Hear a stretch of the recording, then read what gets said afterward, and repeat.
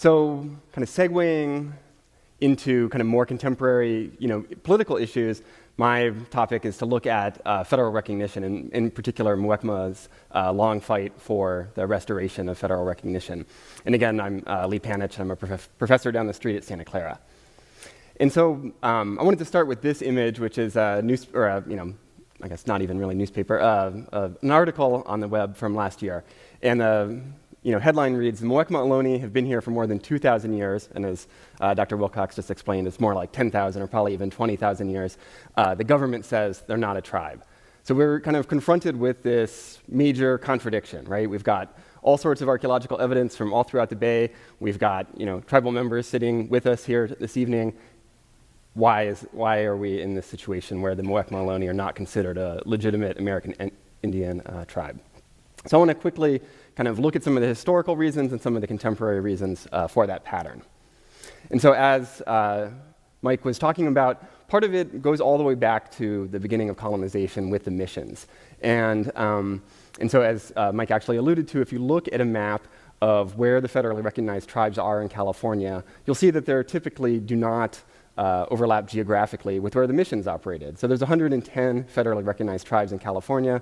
There's 574, I think, nationally. So we've got close to 20% of all the tribes in the country here in California. When you look at where they are, they're by and large not where the missions were. The Southern California, or far Southern California, San Diego County is a little bit of a different situation, as you can see in the map there, and that's because the people who were, dragged into those missions, Kumeyaay and others, were able to go back out to their home villages. The missions couldn't keep them there because the conditions for agriculture were not as conducive as they were here in the beautiful Santa Clara Valley. So those tribes were a little bit more legible to later government agents and anthropologists and so on, as we'll talk about. But for most of the coast, what you see is that there aren't any federally recognized tribes exactly where the missions were. And that's because the missions were designed, the Spanish and the Franciscans, who administered the missions had been doing this for hundreds of years by the time they got to California, starting on the East Coast and in New Mexico, and working their way up from Baja California. And so the whole mission system was essentially designed, of course, to convert people to Catholicism, but also to break down political structure of tribes, to bring people off their lands, live at a head mission where they could be more easily governed. And so as a result of that process, government agents, anthropologists, and so on, and we're going to kind of, Alfred Kroeber is our whipping boy tonight. We're going to have more quotes even, but basically said that the tribes that had been brought into the missions had gone extinct. And so that's represented again in the geographic pattern of federal recognition. When the government started handing out land to California Indians in the late 19th century, they looked to anthropologists and they were seeing the same things. And that was that tribes along the coast who had been in the missions didn't need land, weren't considered real Native people. And so when you look at this map, you essentially have the Santa Ynez Band of Chumash in the Santa Barbara Channel area, and then the Federated Indians of Great and Rancheria up in Marin, who only had their acknowledged status restored by an act of Congress in 2020. Of course, after the missions collapsed in the 1830s and 1840s, things only got worse, right? With the American annexation of California in the 1840s, was unleashed an out-and-out genocide against Native Californians. This is our first American governor, Peter H. Burnett, who's just buried up the street. If you took Saratoga, I guess that direction, into Santa Clara, you'd hit the Santa Clara Mission Cemetery, and this fine gentleman's buried there. But he basically advocated for, and I said fine sarcastically, just to put on the record there, advocating for a war of extermination, in his words, against Native people. And so being Muwekma ancestors coming out of the missions in the 1830s and 1840s. Right now, with colleagues from San Jose State and Stanford, we're doing all sorts of research on the documentary record. There was a thriving Native community here in San Jose in the 1830s and 1840s, folks coming out of Mission San Jose and Mission Santa Clara. But with the coming of the Americans and the gold rush, these folks had to go underground. It's a very dangerous time to be Native, right? The kind of saying at that time was, better to be a hated Mexican than a dead Indian. So if you spoke Spanish, if you were Catholic, and you could practice agriculture, all skills that people learned in the missions, you could kind of blend into the population. And so that's what happened to a lot of Muwekma ancestors. And eventually, over time, the population of San Jose got, as it grew, Muwekma ancestors kind of reconsolidated over in the hills behind Mission San Jose. So the communities of Sunol, Niles, and Alisal, which is up near Pleasanton. So if you drive 680 out that direction, you pass all of these areas. And that's where, in the second half of the 19th century, Muwekma ancestors, kind of regrouped, right? And, but of course, at this time, there's not a lot of great documentation, partly because people didn't want to present themselves to the government and, face this type of rhetoric. But Muwekma ancestors do appear on all sorts of documents, especially as the violence subsided in the, toward the turn of the 20th century. And so there's all sorts of great census records dating to the early 20th century. This one, which is probably a little bit illegible from where everybody's sitting, but it was from the community of Alisal, which was one of these communities over near Pleasanton. And on this document, it's called Indian Town.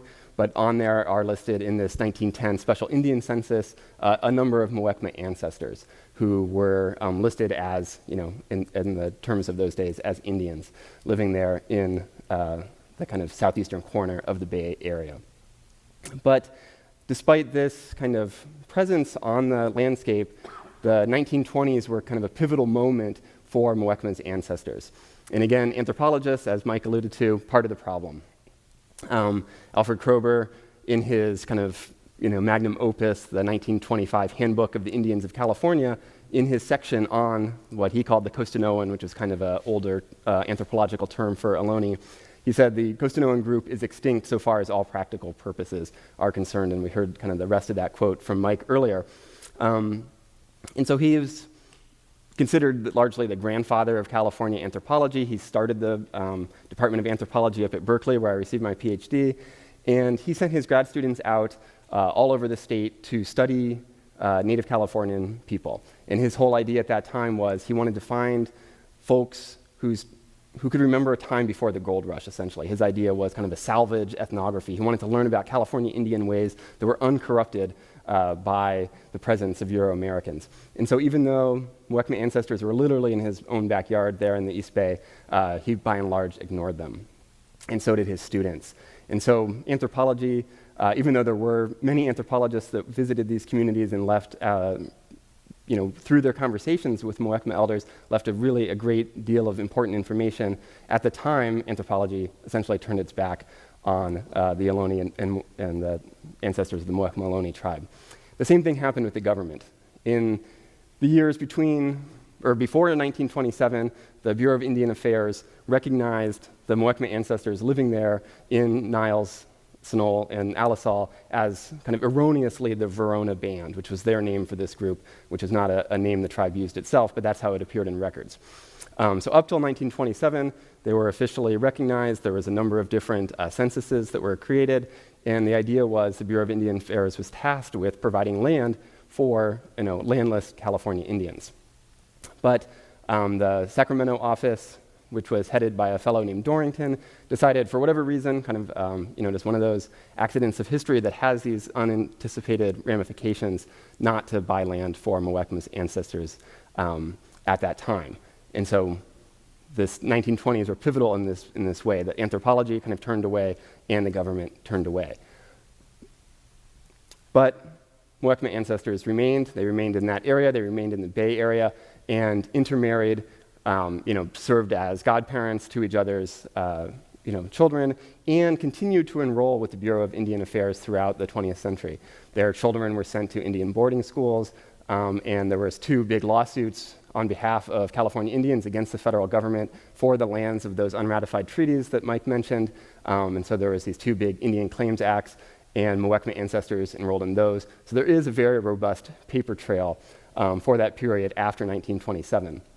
So based on that evidence, in the 1980s, under the chairwoman Rosemary Cambra, Charlene's mother, they petitioned the federal government for the restoration of their federal status. It took a number of years, but the Bureau of Indian Affairs determined that yes, the Muwekma Ohlone Tribe, the ancestors of the tribe, had been recognized up to 1927 as the Verona Band, and they had never been terminated. And here, termination is kind of a legal term that the federal government in the 1950s went out and basically terminated a bunch of tribes because they wanted to assimilate Native people into quote unquote mainstream culture.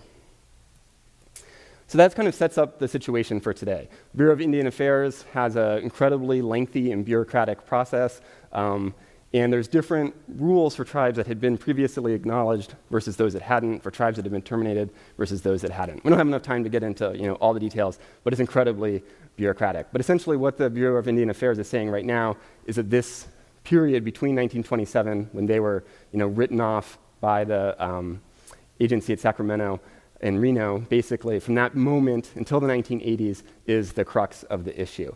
But they're not being consistent in what evidence they'll allow. For instance, the attendance at Indian boarding schools for some tribes in this situation is considered evidence of political continuity as a tribe, but in Muwekma's case, they're not allowing that. And then kind of the big elephant in the room is just the kind of political unwillingness to have a tribe in the Bay Area. There's another avenue for tribes, which is to be restored through an act of Congress. But that requires politicians to introduce that legislation, to support that legislation. And for various reasons, Bay Area politicians don't want to do that. They don't want to have an urban Indian tribe. They're scared of a casino, and so on and so forth. And so it's really lack of political will is a huge issue at the moment. And this gets back into what Mike was talking about at the beginning, right? Terminal narratives. There's this idea that, because you live in an urban area, you're not a real, quote-unquote Indian, or so on and so forth, right? There's all sorts of reasons that because of colonialism, Muwekma ancestors in the tribe today are not as visible on the landscape as, say, tribes that live in a rural area that faced, obviously horrific, processes of colonialism, but distinct ones that left them more legible to government officials and mainstream society. And so that's really kind of what, obviously, this event is about. How do we counter these politics of erasure to, bring, to kind of hold up Muwekma and support their, quest for sovereignty. And so to kind of end, putting it all together, there's all this great archaeological evidence that Mike talked about. We can use that archaeology going back, 10,000 years. There's a site just down the street that dates 10,000 years ago where Muwekma ancestors were. There's all this important information that their ancestors shared with early anthropologists. Again, we didn't have time to get into all of it, but in the early 20th century, those anthropologists that did go out to Alisal and Niles and Snow recorded all of this really crucial information that, talking about traditional ecological knowledge, that's how the tribe is going to bring that back. And then, of course, the future, to support the tribal youth today. At Santa Clara University, if you go back one slide, we have the mission on campus. The whole symbol of our university is in many ways a symbol of colonialism. So we're trying to work through how do we as a campus community support the tribe. So one of the things we did, and Rebecca's here, we had a Ohlone history working group that Charlene was on and some other folks, and we thought through, how as a campus can we support the tribe? And one of the things we came up with was, let's have a Ohlone and Muwekma Ohlone scholarship. And so this year we had the first Muwekma Ohlone student enroll at Santa Clara, Isabella Amne Gomez, who you can see there. So that's, again, trying to hold up the community and support them in their efforts. And I'll leave it there.